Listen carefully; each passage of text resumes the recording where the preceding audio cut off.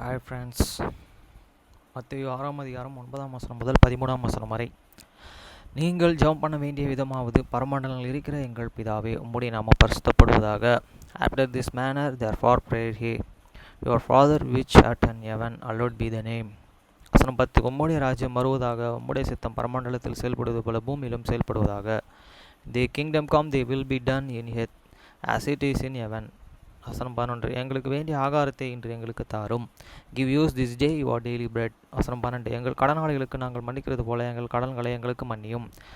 And for give use your debits as we forgive your debtors. வசனம் 13. எங்களை சோதனைக்கு உட்பட பண்ணாமல் தீமை நின்று எங்களை ரட்சித்துக் கொள்ளும். ராஜ்யம், வல்லமை, மகிமை என்றென்றைக்கும் உம்முடையவைகளே, ஆமென் என்பதே. And lead us not the temptations, but deliver us from the evil. For thine is the kingdom and the power and the glory forever. Amen. 2 ராஜாக்கள் 25ஆம் அதிகாரம். வசனம் 1. அவன் ராஜ்யபாரம் பண்ணும் 9ஆம் வருஷம் 10ஆம் மாதம் 10ஆம் தேதியிலே பாபிலோன் ராஜாவாகிய நேபுகாத்நேச்சரும் அவருடைய எல்லா இராணுவமும் எருசலேமுக்கு விரோதமாய் வந்து அதற்கு எதிரே பாளையம் இறங்கி சுற்றிலும் அதற்கு எதிராக கொத்தளங்களை கட்டினார்கள். And it's come to pass in the 9 years of the reign in this 10th month, in the 10th day of the month, that Nebuchadnezzar, king of the Babylon, come. He and all his host against Jerusalem, and pitched against it, and they built forts against it around about. வசனம் 2. அப்படியே சிதேக்கியா ராஜாவின் 16ஆம் வருஷம் மட்டும் நகரமும் முற்றுகை போடப்பட்டிருந்தது. And the king's was an aged and this 11th years of the kings of Zedekiah. வசனம் 3. 4ஆம் மாதம் 9ஆம் தேதியிலேயே 9ஆம் தேதியிலேயே பஞ்சம் நகரத்திலே அதிகரித்தது. தேசத்தின் ஜனத்திற்கு ஆகாரம் இல்லாமற் போயிற்று. நகரத்தின் மதிலிலே திறப்பு கண்டது. And the 9 days of the 4th month of the famines prevailed in the city, and there was an bread for the people of the land.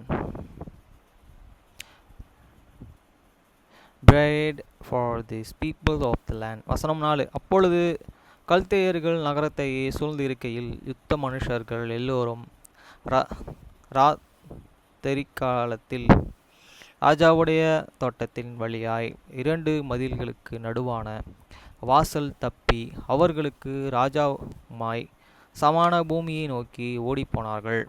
And the city was broken up, and all the men of the war and field by the night by the way of the gate, but went to walls which is by the king's garden. Now the soldiers were against the city around about, and the kings went the way toward the plain. வசனம் 5. கல்தேயரின் இராணுவத்தார்கள் ராஜாவை பின்தொடர்ந்து எரிகோவின் சமான பூமியிலே அவனை பிடித்தார்கள். அப்பொழுது அவனுடைய இராணுவம் மேலெல்லாம் அவனை விட்டு சிதறி போயிற்று. And the army of the children's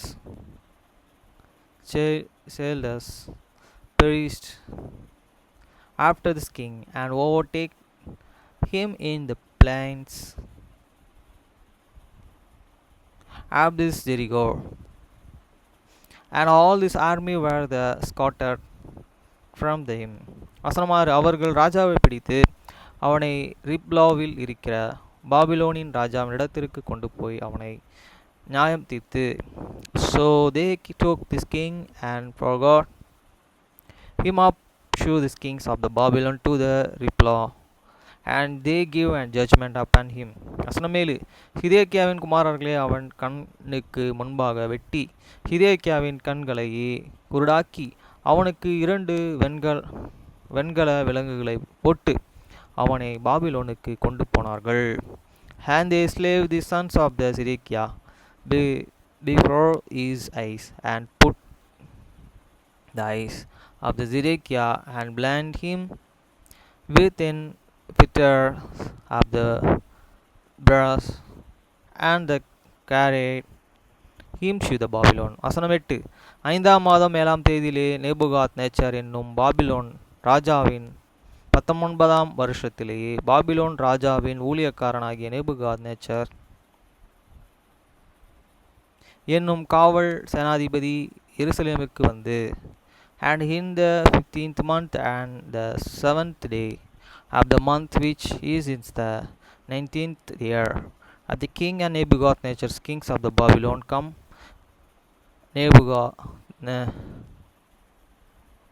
Nebuchadnezzar and captain of the guard, the servants of the kings of the Babylon upon the Jerusalem. வசனம் 9. கர்த்தருடைய ஆலயத்தையும் ராஜாவின் அரண்மனைகளையும் எருசலேமின் சகல கட்டடங்களையும் பெரிய வீடுகள் எல்லாவற்றையும் அக்கினியினால் சுட்டெரித்து விட்டான். And he burned this house of the Lord and the king's house and all the house of the Jerusalem, and every great man's of the house burned he with fear. வசனம் 10. காவல் சேனாதிபதிகளாயிருந்த கல்தேரின் இராணுவத்தார் எல்லோரும் எருசலேமை சுற்றிலும் இருந்த அலங்கங்களை இடித்து போட்டார்கள். And all the army have the childers that were and with this captain of the guard broken down the walls of the Jerusalem around about. வசனம் 11. நகரத்திலே மீதியான மற்ற ஜனத்தையும் பாபிலோனின் ராஜாவின் வசமாக ஓடி வந்து விட்டவர்களையும் மற்ற ஜன கூட்டத்தையும் காவல் சேனாதிபதிகளாகிய நேபுகாத் நேச்சரின் சிறைகளாக கொண்டு போனான். Now the rest of the people that were left in the city, and the fugitives that fell away to the kings of the Babylon, with this remain of this multitude did Nebuchadnezzar, that captain of the guard, carry away. வசனம் 12. தேசத்திலே ஏழையான சிலரையும் திராட்சை தோட்டக்காரர்களாகவும் பயிரிடக்கூடியவர்களாகவும் விட்டிருந்தான். But the captains of the guard left up these and poor of the land to be and vineyarders and an abandoned man. வசனம் 13. கர்த்தருடைய ஆலயத்திலிருந்து வெண்கல தூண்களையும் அதிலிருந்த ஆதாரங்களையும் கர்த்தருடைய ஆலயத்திலிருந்து வெண்கல கடல் தொட்டிகளையும் கல் தேயர்கள் உடைத்து போட்டு அவைகளின் வெண்கலத்தை பாபிலோனுக்கு எடுத்துக்கொண்டு போனார்கள். And the pillar of the brass that were in this house of the Lord, and the brass and this brazen sea that was in this house of this Lord, did the childers broken in this piece, and carried is in this brass of this Babylon. வசனம் 14. செப்பு சட்டிகளையும் சாம்பல் பாத்திரங்களையும் கத்திகளையும் தூப கலசங்களையும் ஆராதனை கடுத்த வெண்கல பனிமூட்டுகளையும் எடுத்து கொண்டார்கள். And the pot and the slaves and the fears and the sons and all the valleys of the brass wherewith they ministered took the way. வசனம் 15. சுத்த பொன்னும் சுத்த வெள்ளியுமான தூப கலசங்களையும் கலங்களையும் காவல் சேனாதிபதி எடுத்துக்கொண்டான். And the fierce pants and the blouse and the such things as the were of the gold, in the gold of the silver, in the silver the captain of the guard took the way. வசனம் 16. Solomon கர்த்தருடைய ஆலயத்தை ஆலயத்துக்காக பண்ணிவித்த 2 தூண்களையும் ஒரு கடல் தொட்டியும் ஆதாரங்களுமாகிய அந்த சகல பனிமூட்டுகளையும் எண்களத்திற்கு நிறைவில்லை. 2 the pillars, 1 sea, and the bars, which and Solomon had made for this house, of the Lord, and the brass of these valleys was and without with girth. வசனம் 17. ஒரு தூணின் உயரம் 18 முழுமாயிருந்தது. அதன் மேலே அதற்கு 3 முழு உயரமான வெண்கல தலைப்பு உண்டாயிருந்தது. குமிழ்களிலே சுற்றிலும் செய்யப்பட்டிருந்த பின்னுள் மாதள பழங்களும் எல்லா வெண்கலமாயிருந்தது. மற்ற தூணும் அதன் பின்னாலும் அதே போலிருந்தது. The high head of this one pillar was an exchange cabots, and this scepter upon this was an brass, and the high head of the scepter there on cabots, and were within work, and pomegranates upon this chapter around about all of the brass, and like unto this, and the second pillars within were within work. வசனம் 18. காவல் சேனாதிபதிகள் பிரதான ஆசாரியர்களாகிய செரேபியாவையும் 2 ஆசாரியர்களாகிய செப்பினியாவையும் வாசலுக்கு 3 காவலர்களையும் பிடித்தான். And the captain of the ground took this Sershiah, the chief of priests, and Zebaniah, the second priest, and the keepers of the door. வசனம் 19.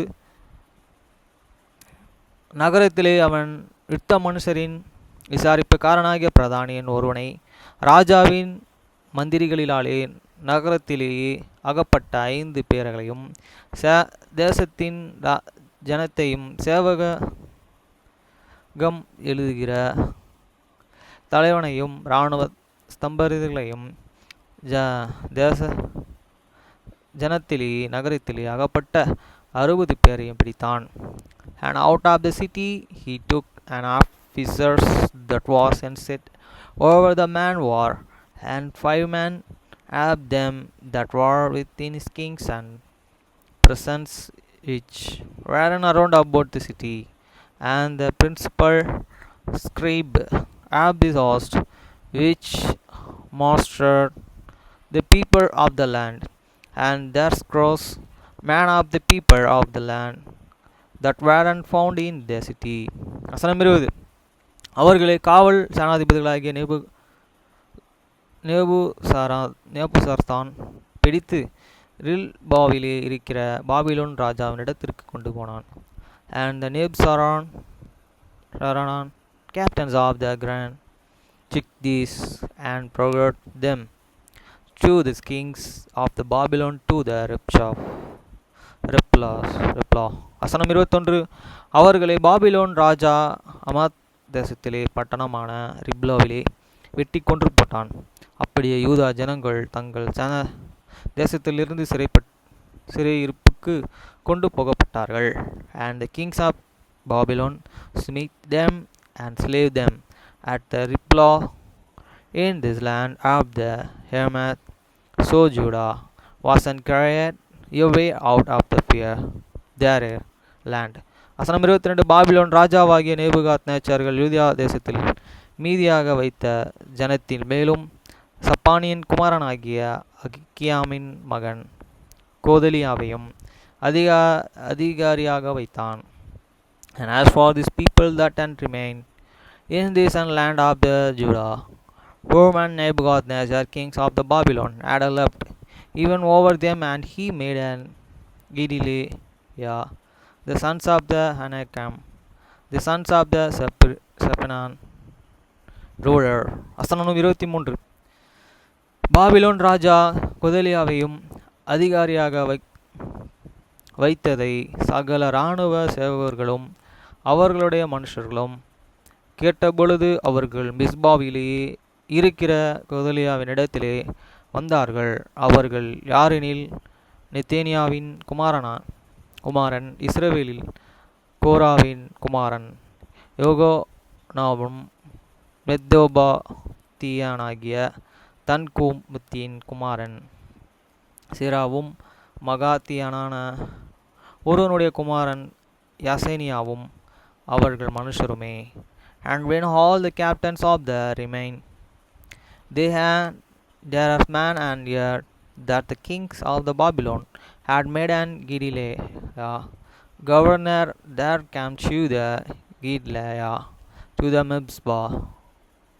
He and Isma, the sons of the Nedan, and the Jonan, the sons of the Kariah, and the Sarsa, the sons of the Tinmenet, and Nutpitil, and Jerusalem, the sons of the Manachittiah, they and their was man. வசனம் 24. அப்பொழுது கொதலியா அவர்களுக்கு அவர்கள் மனுஷர்களுக்கும் ஆணையிட்டு, நீங்கள் கல்தேர் சேவிக்க பயப்பட வேண்டாம், தேசத்திலிருந்து பாபிலோனின் ராஜாவை சேவிக்குங்கள், அப்பொழுது உங்களுக்கு நன்மை உண்டாகும் என்றான். And the Chaldeans were to them and to their men, and said unto them, Fear not to be the servants of the Chaldeans, dwell in these lands, and serve to the kings of the Babylon, and it shall be well and with you. வசனம் 25. 7ஆம் மாதத்தில் ராஜா வம்சத்திலே பிறந்த எலியாசாமாவின் குமாரனாகிய நெத்தேனியாவின் குமாரன் இஸ்ரவேலின் 10 மனுஷருடன் கூடனே வந்து கொதலியாவையும் அவனோடு கூடனே மிஸ்பாவில் இருந்து யூதரையும் கல்தேயர்களையும் வெட்டி கொன்று போட்டான். But it's come to pass in the 7th month that an Isma, the sons of the Nethaniah, the sons of the Elizama, of the seed royal command the Teman, the Smithan, and the Gidelah, that he day and just had this Chaldees that were with him Mizpah.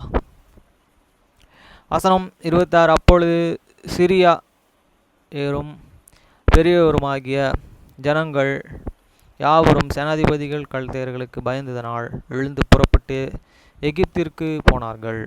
And all the people, both and small and great, and these captains of the army arise and these come to the Egypt, for they were an afraid of these Chaldees. வசனம் 27. யூதேவின் ராஜாவாகிய யோக்கினாமுடைய சிறையிருப்பின் 37ஆம் வருஷம் 12ஆம் மாதம் 27ஆம் தேதியிலே ஏவிலே மொரோத்தா என்னும் பாபிலோனின் ராஜா தன் ராஜாவின் வருஷத்திலே யூதேவின் ராஜாவாகிய யோக்கியானை சிறைச்சாலையிலிருந்து புறப்பட பண்ணி அவன் தலையை உயர்த்தி, and it's come to pass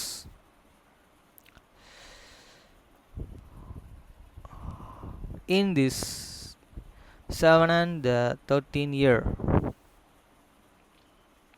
of this captive of this Jersican kings of the Judah, in this 12th month, 12th and the 7th and the 28th day of the month, that an evil mare Dutch kings of the Babylons in these years that he and began to the regain did lift up this at the Jersican kings of the Judah out of the person. வசனம் 28. அவனுடனே அன்பாய் பேசி அவனுடைய சிங்காசனத்தையும் தன்னுடனே பாபிலோனிலிருந்து ராஜாக்களின் சிங்காசனங்களுக்கும் உயராக வைத்து, and he spake kindly to him and said his is and thereon above this terrain of the kings that and were with him and Babylon. வசனம் 29. அவனுடைய சிறைச்சாலைகளில் வஸ்திரங்களையும் மாட்டினான். அவன் உயிரோடு இருந்த சகல நாளும் நித்தமும் தனக்கு முன்பாக போஜனம் பண்ணும்படி செய்தான். And changed is the person garments and he and did heat and bread continually for him and all the days of the life. வசனம் 30. அவன் உயிரோடு இருந்த நாளெல்லாம் அவனுடைய செலவுக்காக ராஜாவினாலே கட்டளையான அனுதின திட்டத்தின்படியே அனுதினமும் கொடுக்கப்பட்டு வந்த and his allowance was and control allowance give him have the kings a daily rate for every day all the days of his life.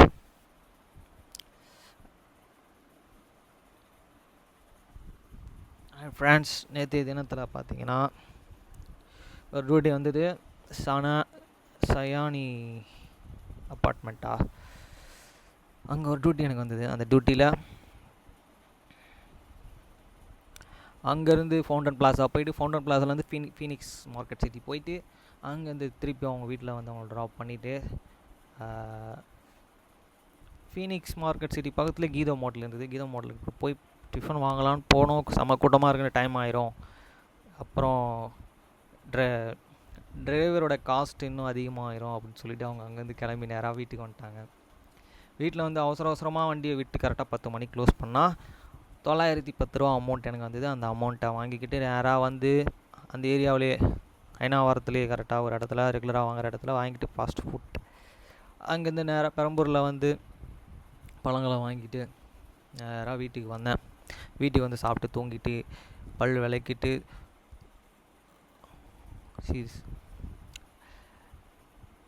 சாப்பிட்டதெல்லாம் எடுத்துகிட்டு போய் வெளியே கொட்டிட்டு வந்து திருப்பி வந்தேன்னா எங்கள் அம்மா,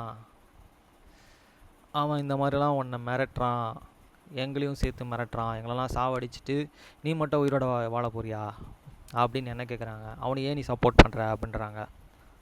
ஏன்னா அவன் அந்த மாதிரி சொல்லியிருக்கான்றத வந்து எங்கள் சைடில் இருக்க அட்வொகேட் வந்து சொன்னாங்க அப்படின்றத வந்து எங்கள் அம்மாண்ட சொல்லி நீ ஏன் அவனுக்கு சப்போர்ட் பண்ணுற அப்படின்னாங்க. நான் எனக்குள்ளே சிந்திச்சுனது என்னன்னா, என்னோடய அமெரிக்கன் சர்ச்சு அவ்வளோ சீக்கிரத்தில் சும்மா விட்டுற மாட்டாங்க. அடுத்து